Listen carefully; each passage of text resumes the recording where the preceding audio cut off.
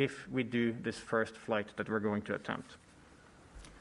Now, the flight itself will consist of a takeoff and then a climb to an altitude of 3 meters.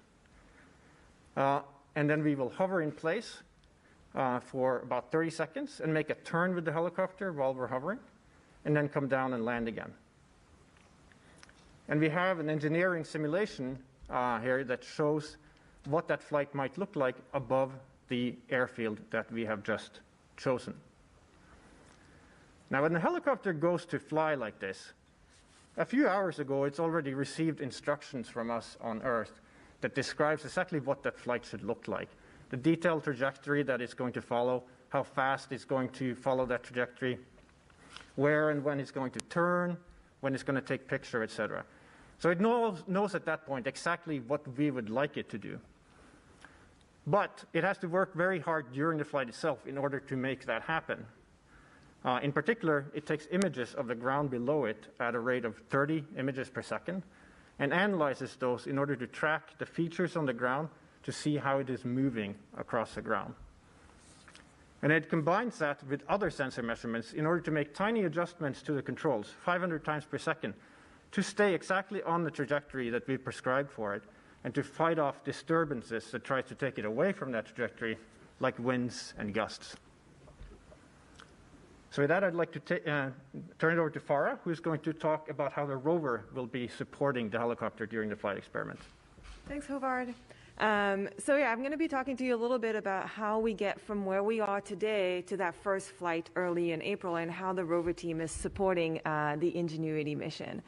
So if we look at our first picture here, I love this picture. We took this picture on Sunday on Mars using our robotic arm, and we peeked under the belly of the rover. And what you're looking at here is the debris shield on the ground. That's the debris shield that protected our helicopter as we were landing on Mars last month. But what's the coolest thing is you can see Ingenuity there, all tucked in below the rover, doing okay. Everything is all in place, and she's ready to get to the surface of Mars. So what's going on right now is that we're driving to that helicopter deployment area that Håvard just talked about. That's going to take another couple of days. And then when we get there, we're going to go through a series of steps to get the helicopter from its current horizontal position all the way to being vertical and then being dropped on the ground. That's a very prescribed and meticulous process where we separate. There's a number of launch locks and attachments that we separate one by one. We're going to be imaging each time, making sure that the helicopter is in the expected position before dropping it on the ground. So that's going to take multiple days. With the most stressful day, at least for me, is going to be that last day where we finally separate the helicopter and drop Ingenuity on the ground.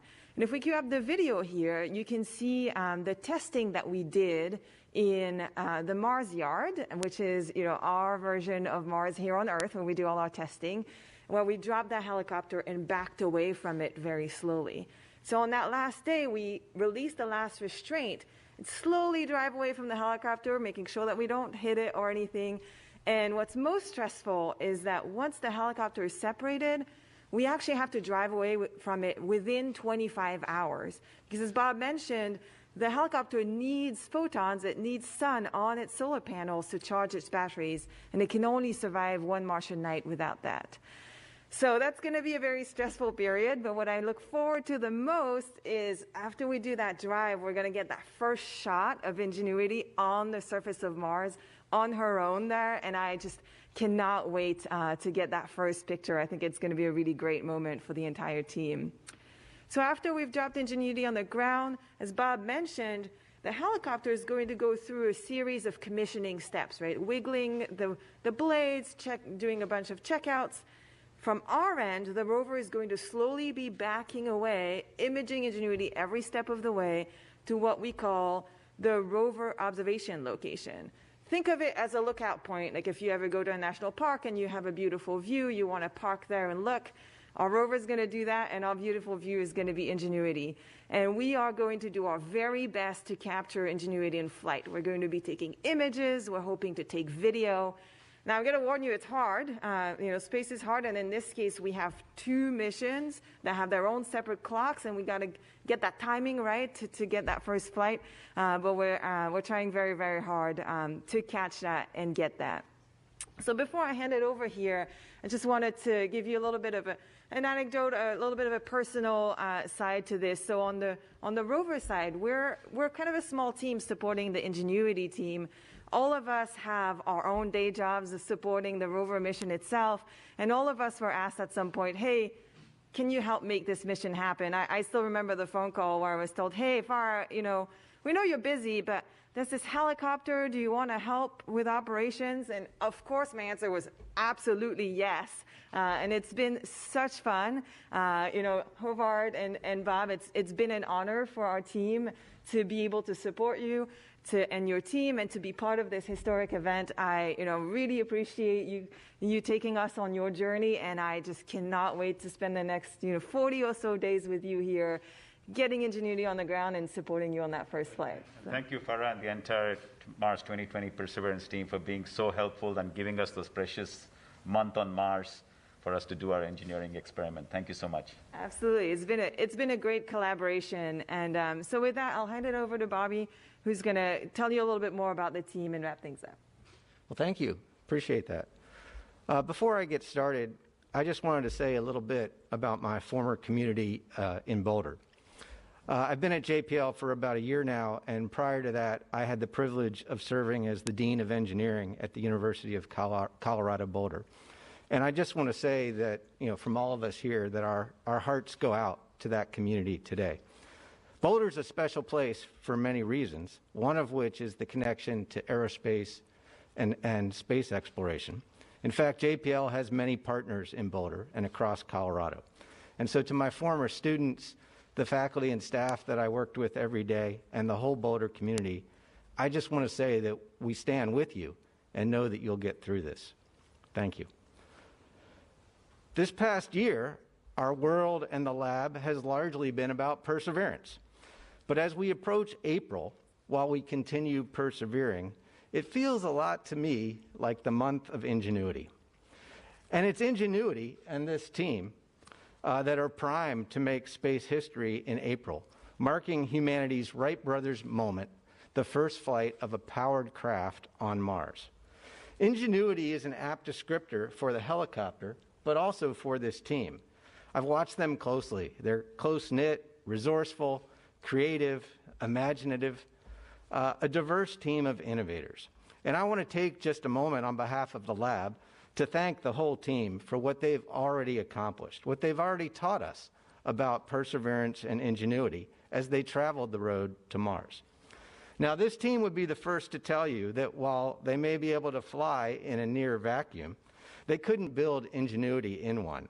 And in fact, we've had a great set of partners in this endeavor. With their deep knowledge of rotorcraft, the NASA Ames Research Center has been a source of invaluable assistance to this project. NASA Langley Research Center made significant contributions in the area of computational fluid dynamics. And in addition, I'd like to thank some of our partners at AeroVironment, at Qualcomm, and at Lockheed Martin.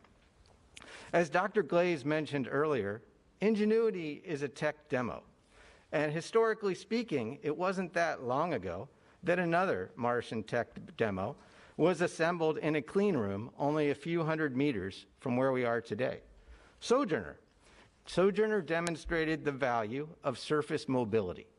And that tech demo mission was followed by the great scientific discoveries of Spirit, Opportunity, and Curiosity.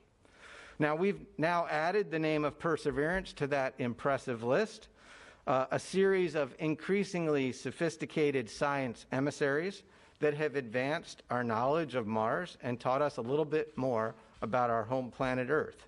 They've brought Mars home to all of us. And to think, it all started with a tech demo. In this same spirit, I can only imagine where we may be a decade or so from now.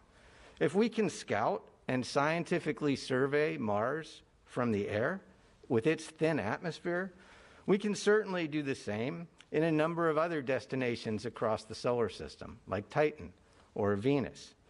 We can provide higher resolution measurements, perhaps from orbit, fly farther, perhaps, than a rover could traverse, or access sites that are difficult to reach by these other means.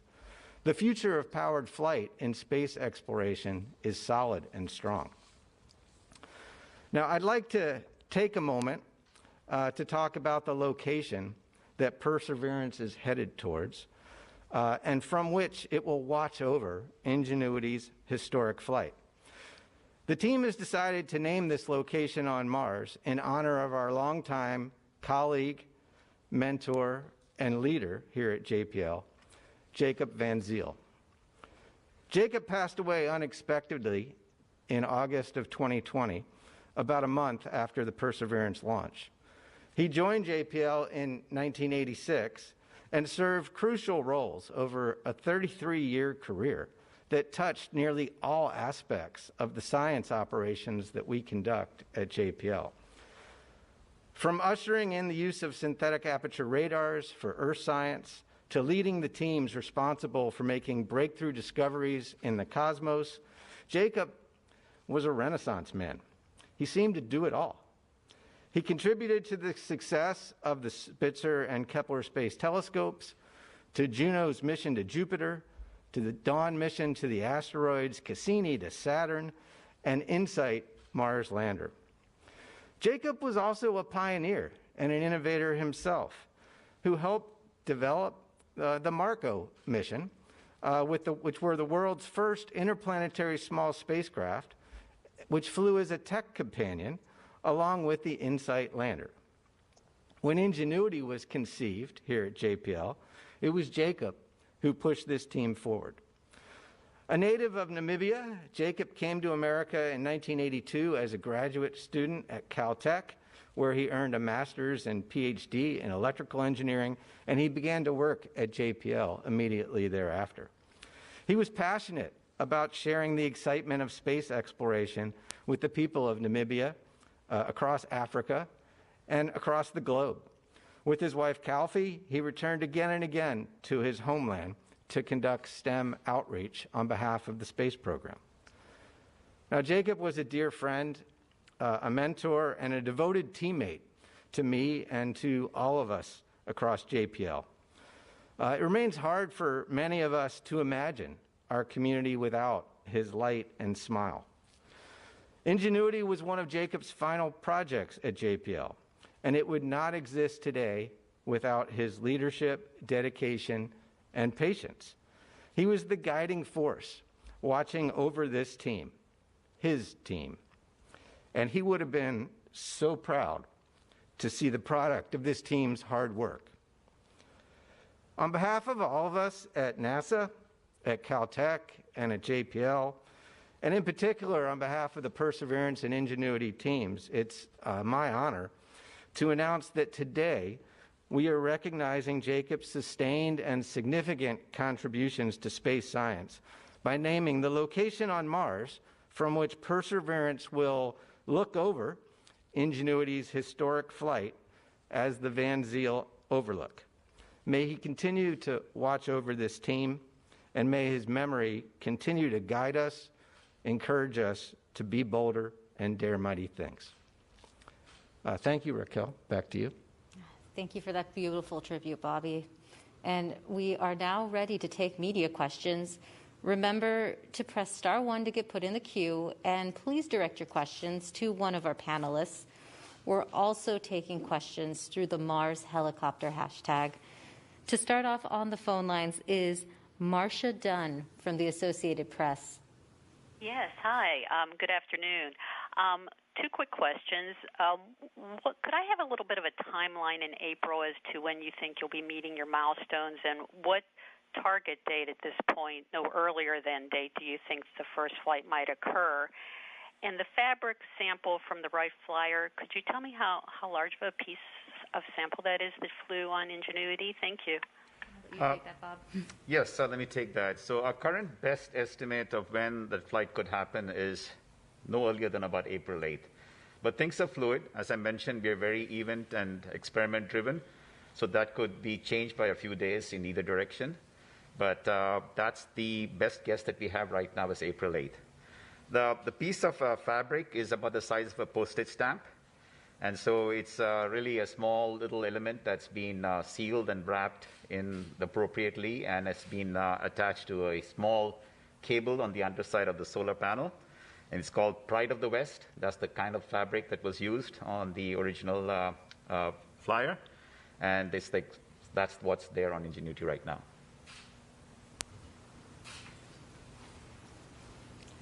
Great. And up next, we have Bob Brinkman from UPI.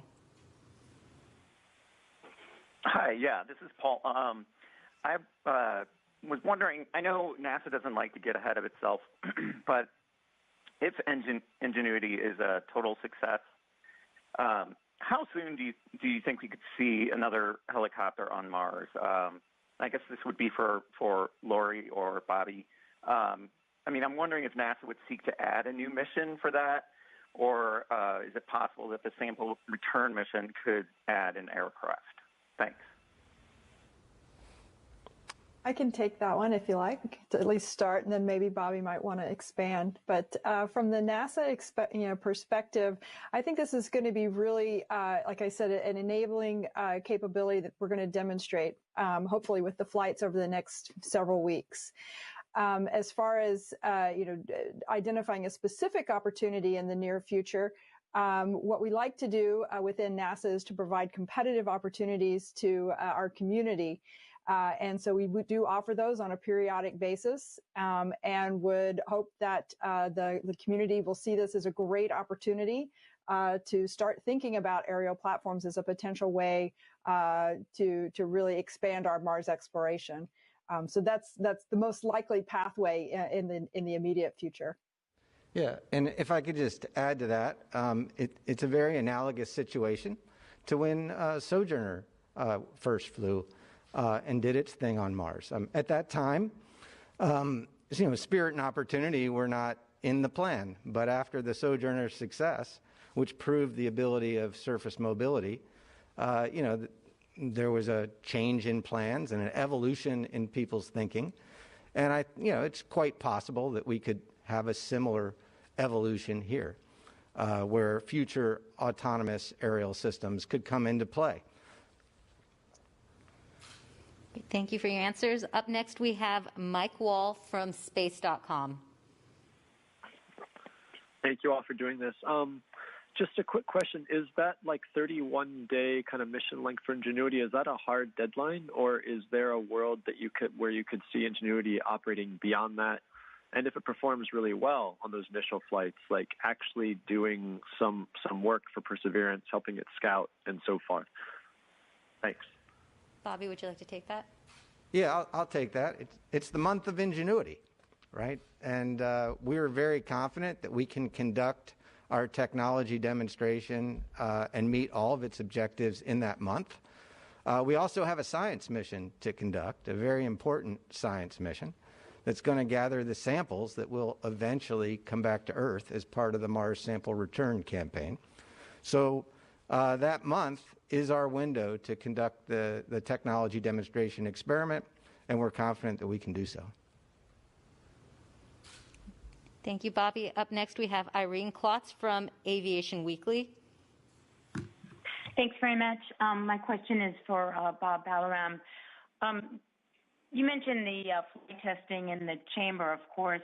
What do you think is the riskiest part of actually flying this on Mars? Is it dust, or is there some other element that obviously you couldn't test for on Earth that kind of has the team most curious about what's going to happen? Yeah, I think the biggest challenge will be that we are flying in the atmosphere of Mars, which has its own dynamics, its own winds, wind gusts, and so forth. And these are things which we tested with wind tunnels in our chamber. We have some confidence that everything will be good, but there's nothing that beats actually being in the real environment of Mars to actually see how well the flight and the aerodynamics actually works out. There are also other challenges related to surviving the night. We have a thermal system for this very small system, which is it's difficult to keep a small system warm through the night, as you can imagine. And so just to see how well that thermal system protects us through the night, how well does our solar panel work? There are a number of engineering aspects before we even get to the flight. But when it comes to the actual flying, it's really the winds and the dynamics of how all of that interacts with the helicopter that would be the most interesting thing for us to learn. Thank you, Bob. Up next, we have Joey Roulette from The Verge. Hey, thanks. I was just wondering, and this is for anybody who would like to answer, is there anything that you guys have learned or anything that Perseverance has experienced on Mars since it landed that has changed your expectations for Ingenuity's flight? And also, is there anything that would prevent Ingenuity or save Ingenuity from blowing over if there's a gust of wind or something once Perseverance backs away from it? Thanks. Yeah, I can take that. So we are learning more and more about the specific winds and atmosphere and temperatures and how dusty the place is, how much. So we're getting a lot of information that is helping us finalize our plans. But there is really no concern in the sense of, anything blowing over. The forces are really quite small in terms of, having the helicopter topple over when it's on the ground. So really all the challenges are related to aerial flight, and we will get more information all the way up to the day of the flight. We have a weather forecast team that is telling us every day what the winds will look like as to the best estimate and the best knowledge. We will know what the solar power looks like during a commissioning phase. So we'll be fully prepped up for that first day of flight, and right now things are looking fairly reasonable. There's nothing that stands out as a unique challenge or a unique hazard in anything. Thank you. And up next on the phone lines is Issam Ahmed from AFP. Yeah, hi. Thanks for taking my question. My question was about that most perilous phase, which Farah Ali Bey described. What might happen? Could you just dig into that a bit more about what the issues are, and what might happen if Ingenuity doesn't get the charge it requires? Does it just die then? Is it irretrievable? Yeah, sure. So that last sort of stressful phase that I was talking about is the deployment of Ingenuity to the ground. So think of it as Ingenuity is vertical below the rover, and we separate its last connection to the rover, and that's the connection that gives it energy, that keeps it warm overnight. So that timeline that I talked about is 25 hours in terms of how long our batteries will last from our models without getting any sunlight on the helicopter. So from the rover point of view, that's a reasonable timeline. We're not talking about, we just have to drive 5 meters. It's something that we do every day on Mars right now. But still, we are giving ourselves as many shots as we can to get that drive off because it has such huge implications on the helicopter. So what we're doing is that we're dropping the helicopter on the ground. We're actually going to have ground in the loop. Us humans here are going to be able to interact and see what happened with that drop, and then we'll command a drive away from that helicopter. If that drive doesn't happen on that day, we as a team will have overnight to debug and to figure out what happened and drive off the next morning, and Ingenuity will still be okay. We have a great team of engineers, and I'm sure that whatever Mars throws at us, we'll be able to deal with it. And we sure have practiced a lot for that day to make sure that we get Ingenuity safe on the ground. Thank you. I can add a little bit to that. As long as they do get off eventually during the next day, we have a pretty good chance of charging up a battery. It may not be a full day of charge, but it'll be partial. So if there's any delay over and beyond 25 hours, it's not necessarily that, but that's what the team is making sure that we don't get shaded under the rover for that longer time. But if they can get off the next day, even if it's a little bit late, we should be okay. Thank you for your answers. And we have social media questions coming in as well. On YouTube from Gaming Nerd 353 asks, how high do you think it will go up in Mars' atmosphere? And if it works, how will it help in future missions to Mars? Howard? Yeah, so the first flight that we're going to do that I talked about earlier, we're going to go 3 meters high. And then our nominal flight height for the remaining flights is 5 meters above the ground. So that's mostly where we're going to be. Now, as far as the potential that this has for future exploration, you can kind of think of it as, we use drones and helicopters here on Earth for all sorts of things that they're more suitable for than land-based vehicles, right? So you can just imagine being able to have that same capability on Mars, flying around on Mars. And that could be for reconnaissance purposes, taking pictures to scout out areas, potential science targets for future rovers or even future astronauts on Mars. Or it could be carrying its own science instruments into areas where you can't get with a land-based vehicle. So that's the kind of potential that this technology could have for the future. And Hovard, for our American audiences, could you convert the meters too, please? Yeah, so it's about 15 feet is the height of the most of the flights. Great, thank you. And up next on the phone lines is Robert Hotz with the Wall Street Journal. Hi, can you hear me all right? Yes, we can. Great. So I thank you for the briefing. I have two questions. And the first perhaps to Bobby Brown. Can you just give us a program cost for Ingenuity, separate from the overall mission cost of Perseverance?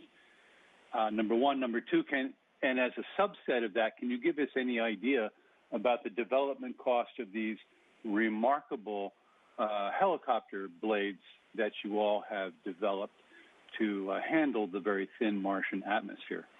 So number one, the cost question. And then number two, is there any technology transfer or relationship in an engineering sense between the development of the rotorcraft for Mars and the development of the rotorcraft or hovercraft that's being prepared for the Dragonfly mission to Titan? Thank you. Mm-hmm. So, yeah, I'll take the first question, and then I'll turn the rest over, I think, to Bob. But the program cost for Ingenuity was on the order of $80 million, and that's separate from the Perseverance cost itself. Bob, do you want to talk about the blades and their design? It's a little bit difficult to separate out, a particular element because this design was done in a very integrated, holistic sense where a lot of engineering trades across multiple subsystems, power, blade design, fuselage design, thermals. So it's very difficult to isolate the cost. So I don't think there's an easy way for anybody to come up with an answer as to what the particular blade, technology work ended up costing. With regard to your second question about Dragonfly, so yes, we have been in conversations with them. They've been especially interested in getting some of our early thoughts on what kind of testing we did. After all, part of the invention here was not only to build Ingenuity, but to build a test program for a first-of-a-kind system. There are no, places to go to sort of look up what should you test next. So they have, some of the engineers have been in consultation with us as to what kind of testing would make sense. So we have given them some of our inputs. And so that's the nature of the interaction at this point. And I'm sure as their program matures and they go into other phases of their development, there will be folks on the Ingenuity team who will be able to offer help and guidance to the extent that we can. And we can also get Lori in here. Lori, would you like to answer some of the questions as well? And we can also get it repeated for you. Sure. No, I'll just expand a little bit on Bob's comment there. I'm really glad to see, across NASA, we like to learn from each other, and we've got this great experience and expertise here from the Ingenuity team, and of course the Dragonfly team is just getting started on their development of working on the quadcopter, the large rotorcraft that they're planning to send to Titan. It's going to be really interesting to see how this kind of capability will scale up. Of course, there are similarities and differences between both of the different flight systems. And of course, the environments are very, very different. But I think, what we learn from this experiment will definitely feed forward, and really happy that we're, having this ability to take the information that we learned from one mission and move it on and take that to the next mission. Thank you, Lori. And we also have costs in the Ingenuity press kit that is available online as well. And up next on the phone line is Bill Harwood with CBS News.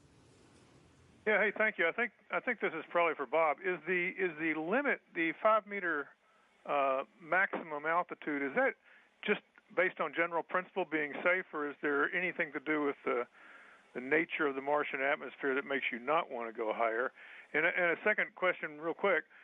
You know, if the device flips over on its side or something during the landing, would it even be possible to use the rover and its robot arm to maybe come to the rescue and flip it back over, or would that just be all she wrote if something like that happens? Thanks. Yeah, let me ask Howard to comment on the height limitations, and then I'll get back to the flip over question. Yeah, so the nominal height of 5 meters is, there are a couple of factors there. One of them is that we have a laser rangefinder that measures the distance to the ground. And we've characterized that up to a certain range, and we want to have, a sufficient amount of margin on that so that we're completely safe for our nominal flights. So that's part of where that comes from. It's not really the atmosphere. The helicopter, physically would be capable of attaining higher altitudes, and it could, in principle, go higher, currently as designed. And there may be cases where, if everything goes well during our nominal flights, where we might stretch things a little bit beyond, the nominal heights. Yeah, and regarding the question, if for whatever reason there is a unfortunate case where the Ingenuity doesn't land quite right and tips over, it's quite likely that the damage, especially to our blades, will be such that it really doesn't make sense to try to do anything further at that point. So there really is no merit to actually having Perseverance come back and right-side it up. It would be most probably be so damaged at that point that it's really not flyable anymore. Of course, it's all been designed so that it doesn't do that, so we don't have that expectation unless it's a really bad day during the test flight program. Great, thank you. And up next we have Leonard David from Inside Outer Space. Thanks very much. I think we touched a little bit on this, but maybe for Bobby, and thanks for being here in Boulder. I appreciate the nod to the community. The potential of kind of a device like this being used in an astronaut toolkit. I mean, what kind of range might be possible given a successful test of this demonstration? And then the other thing is, how long-lived is this vehicle, and is it conceivable that it could be used in the Mars sample return program? Okay, that was to me. Thanks, Leonard. So, as you know, we have robotic assistants that are paired with astronauts today, like on the International Space Station, for example. And so there has been quite a bit of work done in how humans and robots could work together for exploration purposes. We've been pathfinding some of that on the International Space Station, but certainly as humans venture out at some point, you could imagine that occurring. I dropped the other part of your question. I apologize. How long-lived would the vehicle be, and is it conceivable, if everything is still operational on it, can it survive for years before the Mars sample return mission gets underway? Yeah, so I'm sorry. Yeah, let me address that. It's not conceivable. Let's just be straight about it. So, Sojourner, by the way, lasted about, if I remember right, it lasted about a few months on Mars. It was a tech demo, right? And it did not have the long life that Spirit, Opportunity, Curiosity, and we believe Perseverance will have. And in much the same way, this is a tech demo. It's been sent to Mars to prove the capability, and we believe we can prove that capability. We can meet all the flight test objectives in the month of Ingenuity. So there's not really a need for that long life. It hasn't been designed for that purpose, and so there's really no way I could conceive that it could last through the harsh conditions on Mars for the length of time it would take to participate in some future mission. Okay, thanks so much. Thanks, Bobby. Lori, would you like to weigh in on this question as well?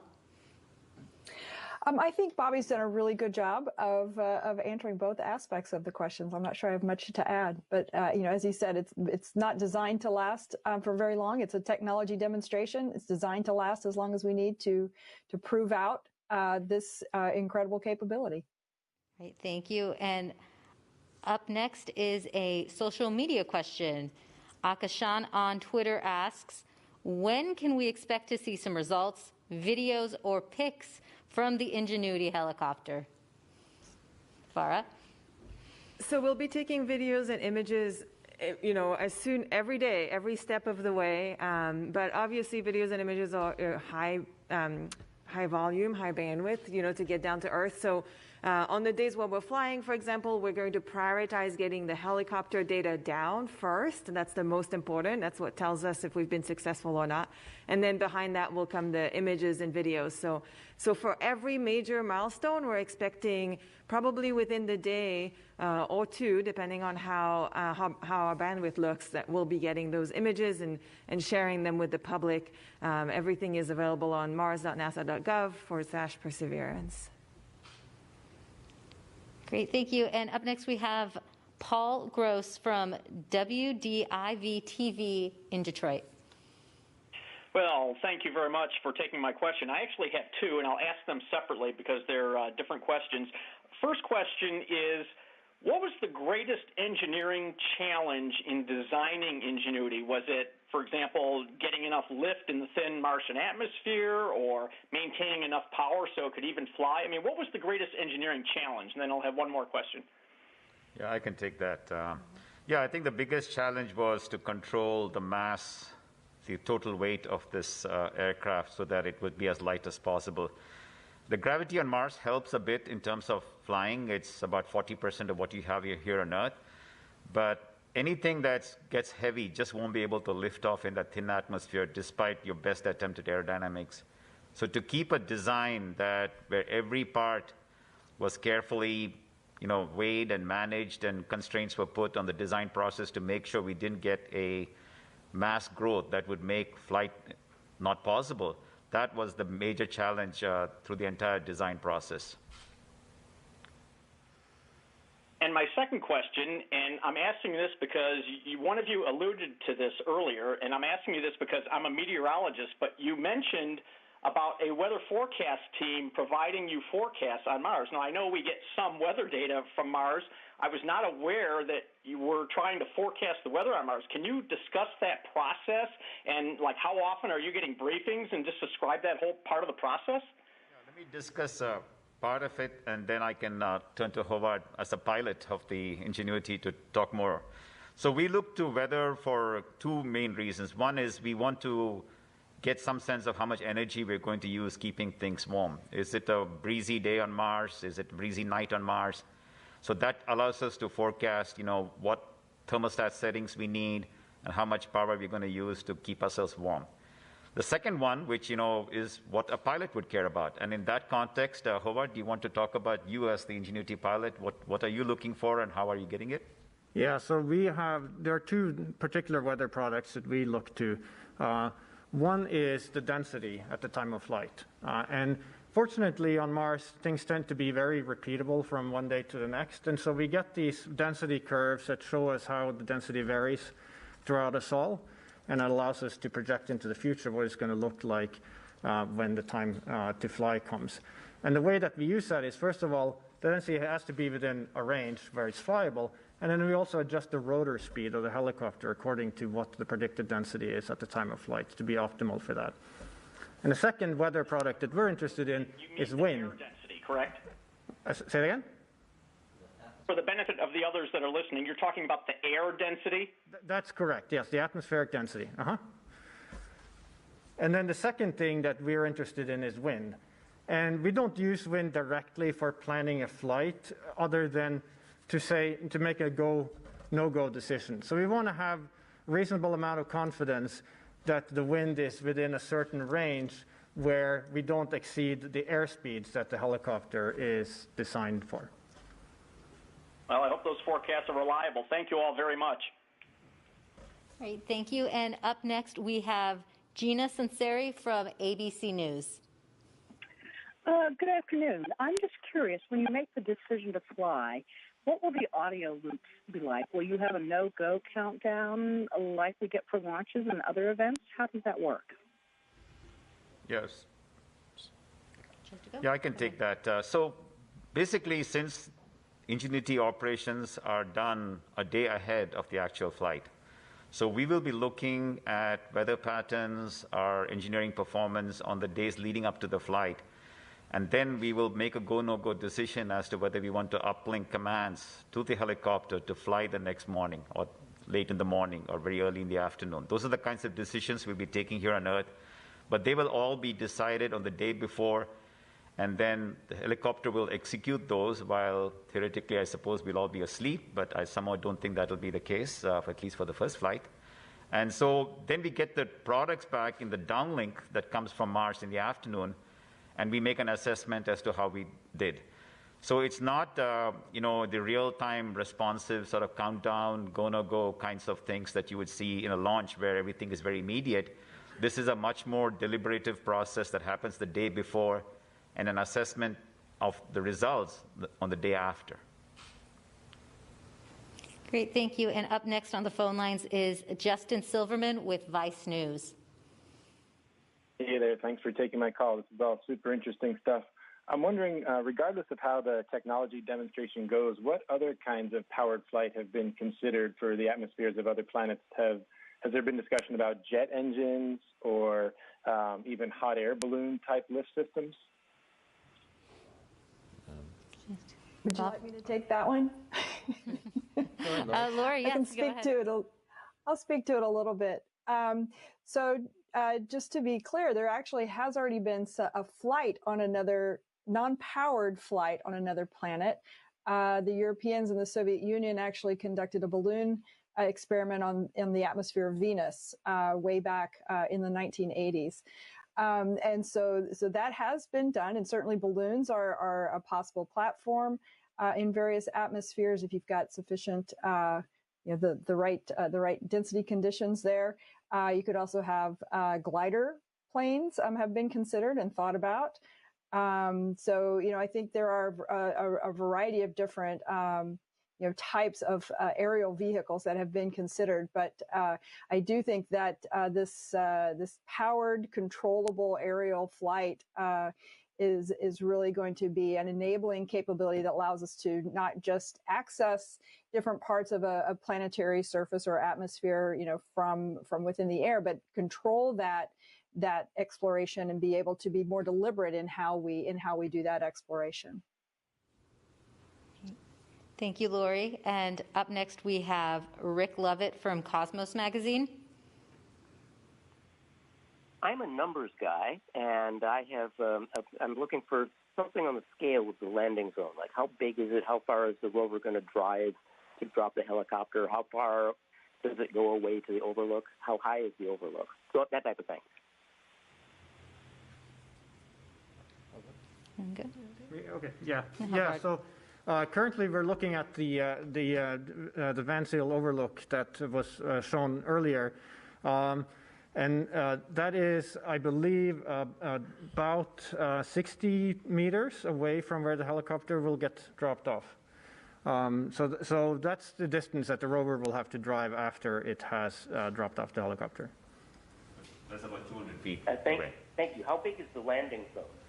So the airfield that I discussed, which is the area where the helicopter will take off from and then land back in, that's a 10 by 10 meter area. And then the entire flight zone from one end to another is on the order of about 90 meters. Thank you. Yeah, and I just want to add, as shown in the image, the Van Zyl overlook is about a meter or so higher than the flight zone. So it has an elevated view, if you will, of the flight zone. Great, thank you. And up next, we have John Amos from the BBC. Thanks very much for doing this. Can I just confirm, you've actually driven past the airfield, haven't you? You've gone east of the airfield, and now you're driving back. Is that correct? And also, that final flight, I think you're going to attempt 5. what is the likely profile of, assuming everything is successful, what is the likely profile of that fifth flight? Hovar, do you want to take that? Yeah, so it is correct that we drove past the airfield, and part of the reason we wanted to do that is we were able to get these really nice images that we looked at earlier, right from the corner of the airfield, that allowed us to actually measure centimeter-sized rocks and really map out what the potential hazards are in that area. And so now we will be driving back to that airfield to drop it off again. And let's see, the other part of the question, what was that again? Yeah, it was, I mean, you're going to do a sequence of flights, aren't you? I think up to a maximum of 5. I'm just kind of wondering what the most complex flight would look like. So we currently, the way that we're planning it right now is we have sort of a set of flights for the first 3 where we're focusing on demonstrating basic capability to hover, and then traversing and going slightly, longer distance where we go down the flight zone and back again. And then if we get past those, we will assess, did we meet all our objectives during those flights? Do we want to go back and retry some of those things? Or if everything goes really well, then we might try to stretch our capabilities beyond those basic capabilities. But we haven't planned that in detail at this point. We're going to play a little bit by ear and see how things go as we get into flying. So you could do something quite dramatic as your last flight because it wouldn't matter. I don't want to speculate here on what we'll do for that flight. We're going to see as we proceed. Yeah, I think I want to emphasize that this is an engineering experiment, and we will expect to learn from each of these flights, and that will inform the decisions we take for successive flights, whether it's retry attempts, whether it's stretch goals. Those are all things that come as part and parcel of doing a technology demonstration. And so we'll see where we are, tune in later and see where we are and follow us on a journey. And we'll keep you posted, both on the web and in other media outlets, to let you know as those plans evolve. That's right. Thank you. And up next on our phone lines is Leo Enright from Irish Television. Thanks very much, Gabrielle. I'm with Jonathan on going for one of those craters. I'm sure that's what he's thinking, and I definitely think that would be cool, east or west of the landing site. My question, though, is somebody on the team at a technical meeting I was at recently said that this vehicle has more computer power than all, as I remember, I don't have the notes in front of me, than all previous American interplanetary missions combined. Can somebody, is that right? That seems extraordinary. I can take that. So yes, so what we are comparing is the general purpose computers that are there on every spacecraft, which control how the spacecraft behaves, how it responds to commands, and so forth. So the particular computer that we are using here on Ingenuity is about 150 times faster than the one on Perseverance. And that's just a reflection of the fact that we are able to exploit in this technology demonstration some of the latest bleeding edge, cutting edge products that are out there in the commercial industry. The processor that we have is very comparable to what you have on your cell phone from a couple, 3 years ago.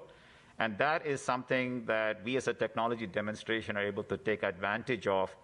And it's not designed for space, but we went through a process where we convinced ourselves that for this technology demonstration and our risks posture that we take with these kinds of demonstrations, it provides the computing which is necessary for a lot of the navigation and image processing functions that Howard mentioned. So yes, if you actually add up all the computers all the way back that have flown out into the solar system and you sum it all up, we do dwarf it by a large 2 orders of magnitude, just because we are at that place in technology here on Earth and we have those kinds of processes available. And do you rule out going for one of those lovely craters? Is that a question there? I think so. Could you repeat the question again, please?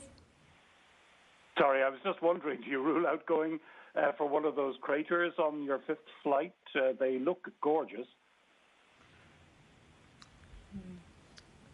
Yeah, so as was mentioned earlier, we're going to talk about the subsequent flights when we get there. We're focused here today on, that Wright brothers moment, frankly, getting a powered, controlled flight, then adding mobility and adding other capabilities like any flight test program would put forward.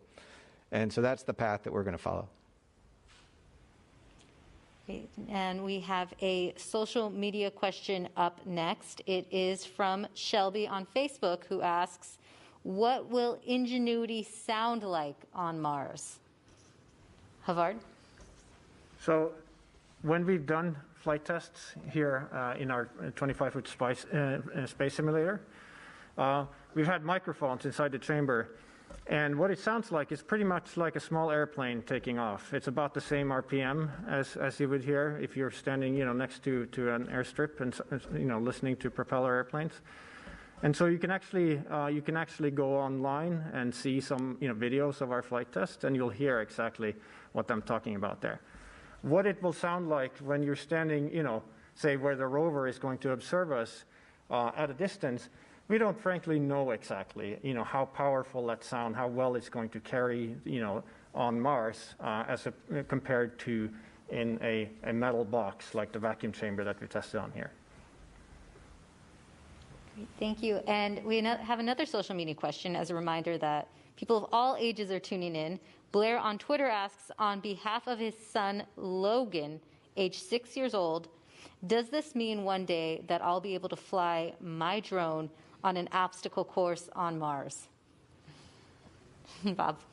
Yeah, I think I would first encourage you should first design and help build us that drone that will be much more capable in Ingenuity and can do all those wonderful things.